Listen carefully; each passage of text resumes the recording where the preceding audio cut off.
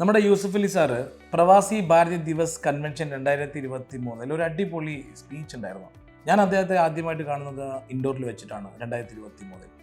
അദ്ദേഹം ആ സ്പീച്ചിൽ പറഞ്ഞു, അദ്ദേഹം കെനിയയിൽ പോയപ്പം ഒരു ബിസിനസ് അസോസിയേറ്റ് അദ്ദേഹത്തിനോട് പറഞ്ഞു പോലും, സർ ഹമാരാ തൻ കന്യ മേ ഹെ, ഹമാരാ ധൻ UK മേ ഹെ, ഹമാരാ മൻ ഇന്ത്യ മേ.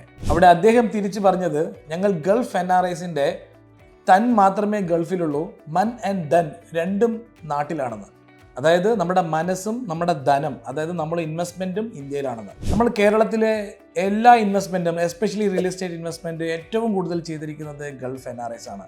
ഈ 2024 ബഡ്ജറ്റിന് വന്നതിന് ശേഷം പുതിയ ഇൻകം ടാക്സ് നിയമപ്രകാരം ഒരു NRIയുടെ ഇൻവെസ്റ്റ്മെൻറ്റ്, എസ്പെഷ്യലി റിയൽ എസ്റ്റേറ്റ് നാളെ വിൽക്കുന്ന സമയത്ത് അവർക്ക് ഇൻഡെക്സേഷൻ ബെനിഫിറ്റ് കംപ്ലീറ്റ്ലി ഡിനൈഡ് ആണ് അല്ലേ. ഇനി ഈ വിഷയത്തെക്കുറിച്ചിട്ട് ഗൾഫ് NRIസിന് വേണ്ടി സെൻട്രൽ ഗവൺമെൻറ്റിനോട് സംസാരിക്കാൻ ഏറ്റവും സൂട്ടബിളായ വ്യക്തി യൂസുഫ് അലി സാറ് തന്നെയാണ്.